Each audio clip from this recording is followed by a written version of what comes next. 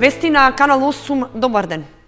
Владата се премисли. Наместо експресен ќе се гради крак од автопат и на делницата меѓу Штип и Кочани. Ваквата новина ја соопшти градоначалникот Димитровски, при што рече дека одлуката треба наскоро да се официализира. Владата ја менува одлуката за проширување на постојниот пат меѓу Штип и Кочани и негова надградба во експресен пат. Деновиве на состанок во Министерството за транспорт и врски бил разгледуван предлогот на нова траса да се изгради сосема нов крак од автопатот Миладиновци-Штип. Измените во досегашното решение за подобрување на сообраќајната инфраструктура во регионот ја соопшти градоначалникот Радко Димитровски. Наместо да се надградува сегашниот постојен пат од Штип до Кочани, веројатно, ќе имаме еден крак од автопатското решение, односно Кочани ќе биде поврзано не со Штип, туку со Три чешми. Измеѓу овие два пата ќе биде поврзано со еден експресен пат на кој што брзината ќе биде со 120 км, што сметам дека за овој состав тука пред селостопанството, па и оние другите раководители и нашите гости е мощно важно за понатамошно развивање, односно за проширување на она дејност која што ја имаме. Димитровски не соопшти други детали околу причините поради кои се менуваат првичните најави дека сегашниот магистрален ќе се надгради во експресен пат. Со тоа се менува целата концепција, постојната траса да остане иста, односно да поминува низ населените места како досега. Неофицијално, кракот што треба да се гради ќе поминува на северната страна од Кочанската котлина, односно во близина на селата Бања, Соколарци, Спанчево и понатаму кон Штипско Три чешми. Официјална потврда од владата за договорените измени се очекува да пристигнат деновиве, со што се отвора можноста во иднина и Кочани да биде приклучен со автопат до Штип. Градоначалникот ја организираше вообичајната предновогодишна средба со представниците на бизнис секторот од општината. Како што рече на почетокот од приемот, таа е можност преку неформално среќавање да се разменат мислења за меѓусебната соработка и за можностите локалната самоуправа да му помогне на стопанството. Петта година поред, градоначалникот Димитровски приреди предновогодишен прием за представниците од бизнис секторот од општина Кочани, како и за гостите од соседните општини, а со кои нашата локална самоуправа има соработка. Во опуштена атмосфера со пригоден коктел, луѓето од бизнис секторот се сретнаа за да разменат мислење и искуство од работењето во изминатиот период и да сумираат позитивни или негативни резултати. За првиот човек на општината, ваквите средби се позитивни, при што направи краток осврт за тоа како поминаа претходните 12 месеци. Ја завршуваме оваа година како една од поуспешните години за општина Кочани, како година во која што решаваме едно болно прашање на нашите сограѓани кои што живеат поготово во централното подрачје и на улиците Тодосија Паунов, Страшо Ербапче, на улицата Роза Петрова, тоа е атмосферската канализација и можам да ви се пофалам дека општината Кочани е прва у Македонија која што системски ја решава атмосферската канализација. Можам да се пофалам дека оваа година подпишавме договор со швајцарската агенција СЕКО за решавање, значи подпишање договор, не е само ветување, подпишан договор за решавање на сите фекални канализации, сите колектори во општината Кочани. Димитровски рече дека годината што изминува е успешна и затоа што започнале подготвителните активности за изградба на браната Речани, зашто веќе е пробиен пристапниот земјен пат во должина од околу 3 километри. Димитровски рече дека има и други проекти чија реализација започнала во 2014 година. Се свртевме и кон стопанството, овде конкретно према, ајде да го речем нашето мало, према лесна индустрија. Сите оние плацеви кои што ги продававме на јавно надавање по евро квадрат 2013 година, веќе почнаа да се реализираат и ние ќе имаме и таму веќе нови вработувања. И најбитното, што сакам да го кажам овде, е дека во 2014 година имавме нови вработувања во нови капацитети. Имаме два странски партнери кои што вложија во Кочани, тоа е Амфенол, тоа е Антура, америчката компанија Амфенол и холандската Антура, и имаме рестартирање од страна на наши, што сум посебно горд, домашни партнери, компанијата Тинг и компанијата Офис Експрес, го рестартира Руен. Според првиот човек на општината, ова се добри основи од кои ќе се продолжи во наредниот период, што ветува дека развојот на регионот ќе се одвива според планирањата. Местните заедници, советниците и градоначалникот Емил Дончев на јавна расправа дискутираа околу приоритетите во општинскиот буџет за 2015. Советниците ќе го гласаат буџетот за 2015 на последната седница во 2014, закажана за понеделник. На јавната расправа за проектирањето на буџетот за 2015 во Виница најзаинтересирани биле претседателите на местните заедници, за разлика од граѓаните кои воопшто не присуствуваа ниту на оваа, ниту на јавните расправи минатите години. Јас би сакал што повеќе граѓани да се вклучат во донесувањето и проектирањето на буџетот на општина Виница, бидејќи тоа се сепак пари на граѓаните на општина Виница и треба да знаат каде се трошат нивните пари и да учествуваат во проектирањето каде би се трошиле нивните пари. Буџетот на општина Виница за 2015 кој треба да се гласа в понеделник е проектиран на 298.691.000 денари, од кои основниот буџет е 130.853.000, 143.076.000 денари се блок дотациите, 10.092.000 денари се само финансирачките активности, 4.350.000 денари донации, додека 10.320.000 денари представува заем од Светска банка за проектот подобрување на општинските услуги. Овде се предвидени околу 30 милиони денари за асфалтирање на локални улици и патишта, поплочување, реконструкција, адаптација и така натаму, и околу 15 милиони денари за изградба и реконструкција на водоводни и канализациони системи. Од поголемите проекти што како капитални проекти се предвидуваат за следната 2015 година покрај асфалтирањето и водоводните и канализационите системи, продолжување на уште 2 крака на атмосферската канализација, со што би го решиле огромниот проблем со атмосферската вода, потоа уредување на влезот на Виница, бидејќи и тоа ни останува како приоритет на еден убав современ град да имаме и убав влез во општината. Предвидено овде изградба на пешачка патика со цел вработените во фабриките што се навлезат во индустријската зона да можат безбедно се движат по коловозот. Во 2015-та ќе отпочне изработката на техничка документација за детални урбанистички планови, меѓу кои затворениот пазар што ќе се гради во 2016-та. Представниците од местните заедници ги одбрале своите приоритети за предстојната година, од изградба на мостови, поплочување на улички, јавно осветлување, фекална канализација, водоводи, па и спортски игралишта. Средствата кои во моментот стојат на располагање не ветуваат многу, но Дончев е оптимист дека ќе има и дополнителни приливи на средства, како и донации. Со освеченост на која присуствуваше министерот за труд и социјална политика Диме Спасов, во употреба беше предадена новата детска градинка во Истибања. Објектот ќе згрижува 40 деца, а адаптирањето на просторот чинеше околу 65.000 евра. Жителите на Истибања го добија долгоочекуваниот објект за згрижување на децата, што ќе работи во состав на градинката Гоце Делчев од Виница.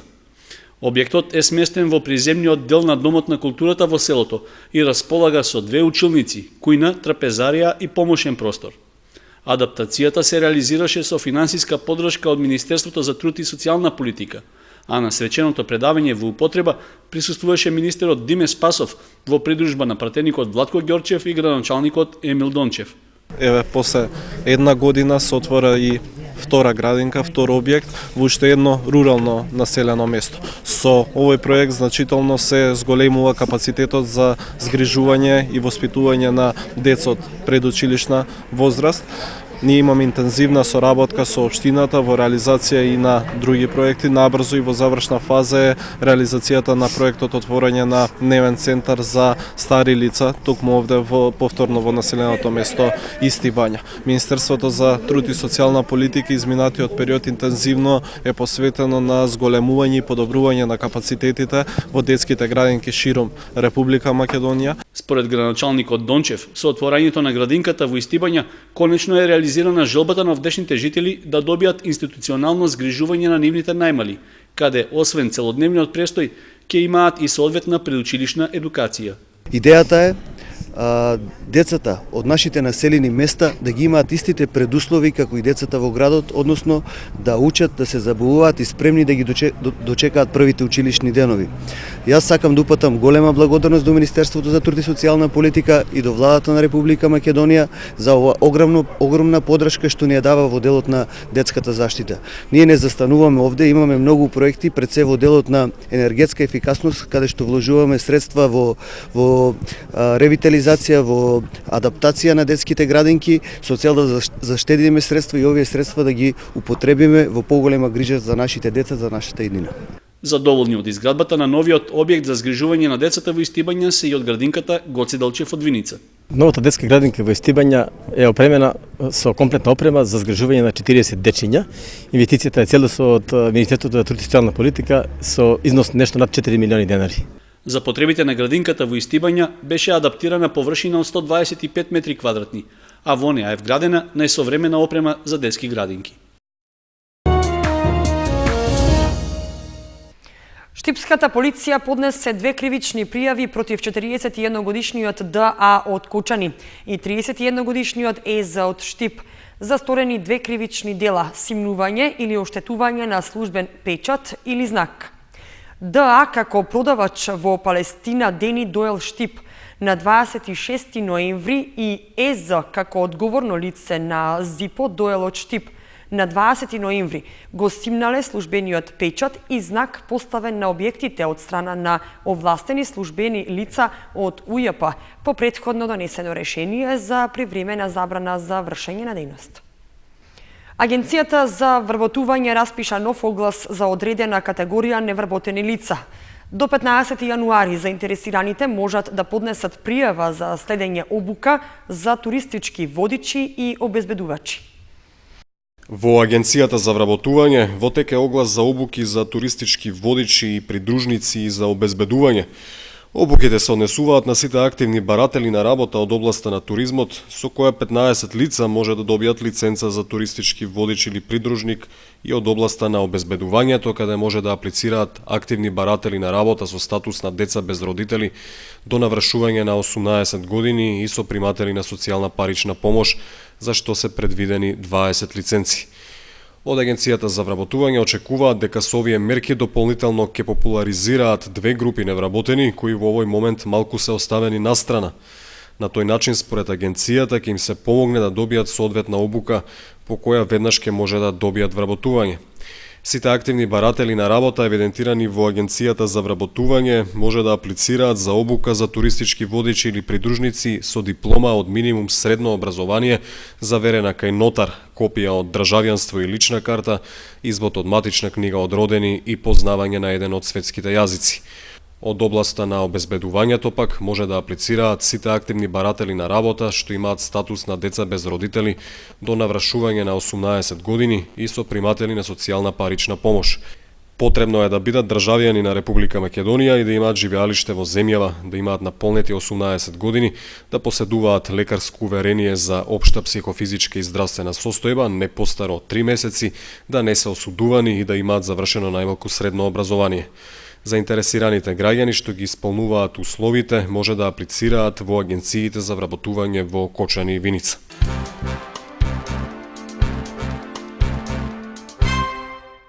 Во Кочани беа подпишани договорите за финансирање на предлог проекти меѓу Програмата за зачувување на природата во Македонија и 11 здруженија на граѓани од источниот регион.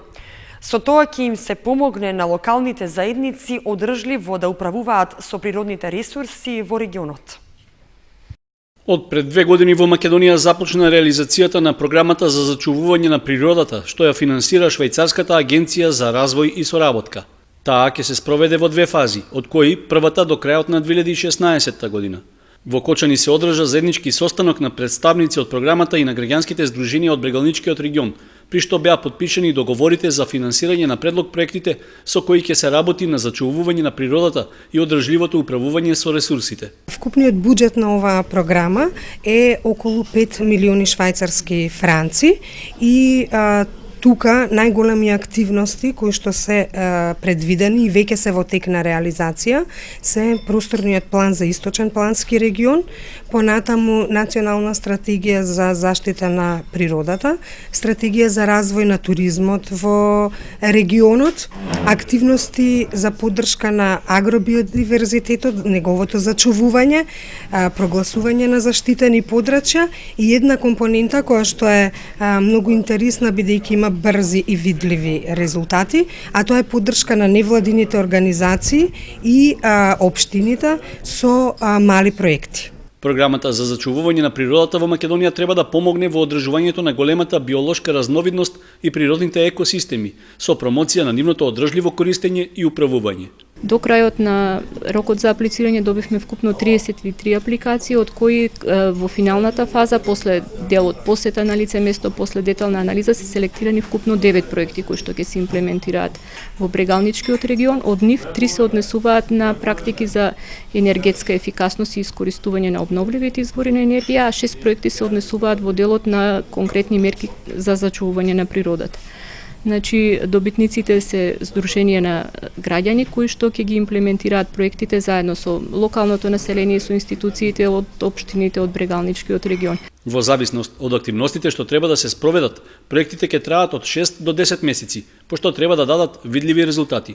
Целиот концепт е произлезен од потребата на граѓаните и институциите, зашто минатата година била направена јавна анкета на регионално ниво.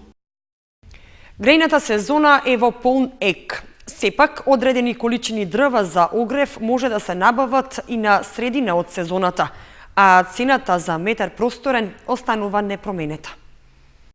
Граѓаните кои задоцниле со купувањето дрва за огрев или пак во првата половина од грејната сезона одлучиле да ги дополнат залихите и понатаму може да извршат нарачка во шумското стопанство Осогово, кое во моментов тргува со помали количини во споредба со почетокот на грејната сезона. Грејната сезона е во полнек, но ние како македонски шуми не го прекинавме производниот процес, значи уште активно работиме во шума.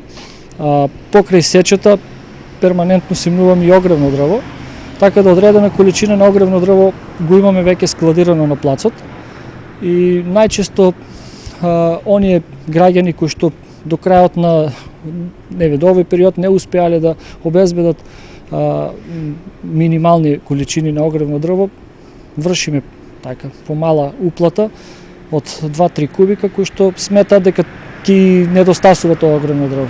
Доколку временските услови послужат, од шумското стопанство Осогово велат дека постојано ќе бидат присутни во планинскиот предел и ќе настојуваат да транспортираат целата огревна маса што ја предвиделе за 2014 година. Цените по кои се продаваше метар просторен дрва за огрев пред почетокот на грејната сезона се уште актуелни.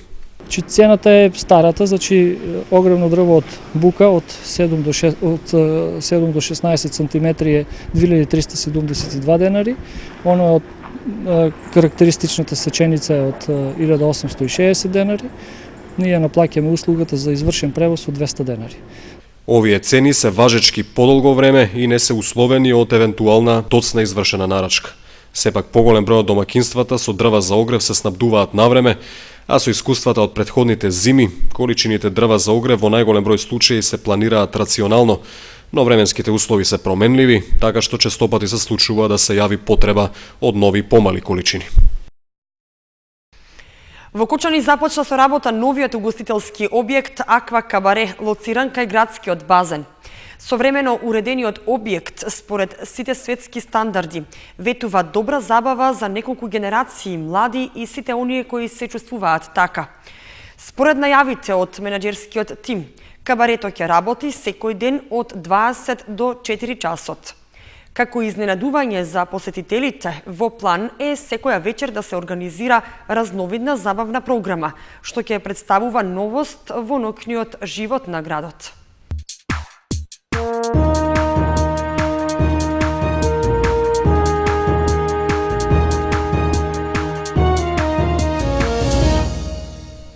И за крај спортската информација. Одложено последното коло во женската кошаркарска лига. Надпреварите поместени за петок. Одложено е последното коло од училишната женска кошаркарска лига. Надпреварите требаше да се одиграат в четврток, но поради поместувањето на распоредот ќе бидат одиграни в петок. Во лигата се надпреваруваат само 4 основни училишта на подрачјето од градот. Малина Попиванова, Никола Карев и Свети Кирил и Методи Раде Кратовче се двојките од последното коло. Недалава беа одиграни надпреварите во машката кошаркарска лига. Конечниот епилог: Свети Кирил и Методи прв со 12 бода, Малина Попиванова втора со 8, Никола Карев трето пласиран со 4 бода и Раде Кратовче на четвртата позиција без бодови.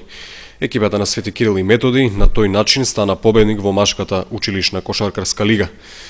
Наградите за најдобрите екипи во машка и женска конкуренција ќе бидат доделени на посебна свеченост што локалната самоуправа ќе организира по повод исполнувањето на програмата во рамки на училишниот спорт. Во второто полугодие од учебната година ќе бидат одиграни надпреварите од општинската фудбалска лига.